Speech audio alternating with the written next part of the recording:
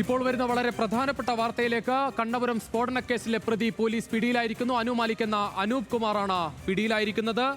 കണ്ണൂരിൽ നിന്ന് നിഖിൽ അളവൂർ ചേരുകയാണ് കൂടുതൽ വിശദാംശങ്ങളുമായി. നിഖിൽ, ഇയാളെ എവിടെ നിന്നാണ് പോലീസിന് പിടിക്കാനായത്? കണ്ണപുരം പോലീസ് കാഞ്ഞങ്ങാട് വെച്ച് അനൂപ് കുമാറിനെ പിടികൂടിയിരിക്കുന്നു എന്നതാണ് ഏറ്റവും പ്രധാനപ്പെട്ട വിവരം ഇപ്പോൾ പുറത്തു വരുന്നത്. നേരത്തെ തന്നെ പോലീസിന് ഇയാൾ എവിടെയാണ് എന്നതുൾപ്പെടെയുള്ള വിവരങ്ങൾ സംബന്ധിച്ച് പോലീസിന് വിവരം കിട്ടിയിരുന്നു എന്നാണ് നമുക്ക് ഇപ്പോൾ മനസ്സിലാക്കാൻ കഴിയുന്നത്. ഇന്ന് രാവിലെ ഈ സംഭവങ്ങളൊക്കെ നടക്കുന്ന സമയത്ത് ഇയാൾ കണ്ണപുരത്തെ ഒരു ജിമ്മിൽ എത്തിയതായുള്ള വിവരം ഉൾപ്പെടെ ഉണ്ടായിരുന്നു. അത് പുലർച്ചെ സമയത്ത്.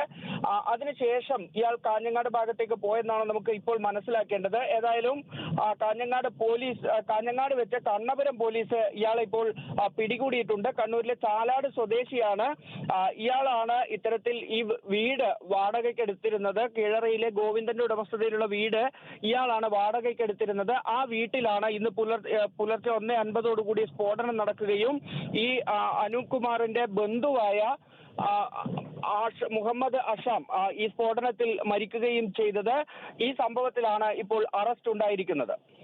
നിഖിൽ, ഏറ്റവും പ്രധാനപ്പെട്ട കാര്യം, ഇനി ഈ സ്ഫോടനം സംബന്ധിച്ച അന്വേഷണത്തിൽ ഏറ്റവും നിർണായകമാവുക ഈ അനു മാലിക്കിന്റെ ചോദ്യം ചെയ്യലായിരിക്കും. കാരണം എന്തിന് ഈ സ്ഫോടന ശേഖരം ഉണ്ടാക്കി എന്ന കാര്യത്തിൽ ഒരു കൃത്യമായ കാര്യങ്ങൾ പോലീസിന് ഇപ്പോഴും വ്യക്തമായിട്ടുണ്ടോ?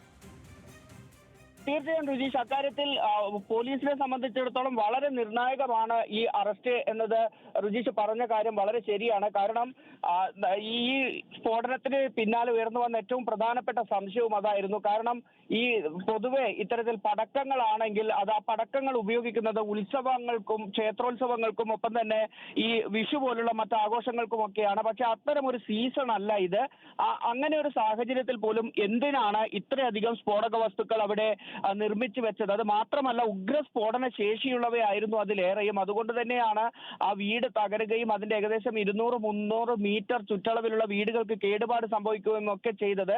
അപ്പോൾ ഇത്രയധികം ഉഗ്രശേഷിയുള്ള സ്ഫോടക വസ്തുക്കൾ ശേഖരിച്ചു വെച്ചത് എന്തിനാണ് തുടങ്ങിയ കാര്യങ്ങളിൽ ഒരു വ്യക്തത വരേണ്ടതുണ്ട്. അത് മാത്രമല്ല, ഇതൊരു രാഷ്ട്രീയ വിഷയമായി മാറുന്നതും നമ്മൾ ഇന്ന് കണ്ടതാണ്. അങ്ങനെ പല വിധത്തിലുള്ള സംശയങ്ങൾക്കുള്ള മറുപടി കൂടിയാണ് ഇയാളിൽ നിന്ന് ലഭിക്കേണ്ടത്. അതുകൊണ്ട് വളരെ നിർണായകമാണ് ഈ അനൂപ് മാലിക് എന്ന് അറിയപ്പെടുന്ന അനൂപ് കുമാറിന്റെ അറസ്റ്റ്.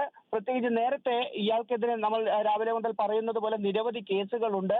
ഈ സ്ഫോടനവുമായി ബന്ധപ്പെട്ട കേസുകൾ തന്നെ, സമാനമായ രീതിയിൽ സ്ഫോടനം ഉണ്ടായ കേസ് തന്നെ ഉണ്ട്. അപ്പോൾ ഇത്രയും കാലമായിട്ടും ഇയാൾ ഇത് തുടരുന്നുണ്ട്. ഇയാൾ ഒരു ഏജന്റ് എന്ന രീതിയിൽ ജില്ലയ്ക്ക് അകത്തും പുറത്തും ഇത്തരത്തിൽ സ്ഫോടക വസ്തുക്കൾ നിർമ്മിച്ച് എത്തിച്ചു നൽകുന്നയാളാണ് എന്നതാണ് വിവരം.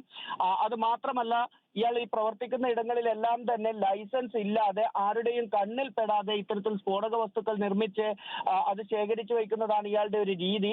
ഏതെങ്കിലും തരത്തിൽ നാട്ടുകാർക്കോ മറ്റോ സംശയം തോന്നുന്നു എന്ന് കണ്ടാൽ തൊട്ടടുത്ത് അവിടെ നിന്ന് മാറി മറ്റൊരു സ്ഥലത്ത് വീട് വാടകയ്ക്കെടുത്ത് അവിടെ ഈ വസ്തുക്കൾ ശേഖരിച്ചു വയ്ക്കുന്നതൊക്കെയാണ് ഇയാളുടെ രീതി. അപ്പോൾ സ്വാഭാവികമായും ഇപ്പോൾ ഇയാൾ പിടിയിലാകുന്നതോടുകൂടി ഇയാളുടെ ചോദ്യം ചെയ്യലിൽ നിന്ന് കൂടുതൽ വിവരങ്ങൾ പോലീസിന് കണ്ടെത്താനാവും എന്നുള്ളത് തന്നെയാണ് ഇപ്പോൾ പ്രതീക്ഷിക്കുന്നത്. അത്തരത്തിൽ വളരെ നിർണായകമാണ് ഈ അറസ്റ്റ് ഇന്ന് തന്നെ ഉണ്ടായിരിക്കുന്നു എന്നുള്ളത്.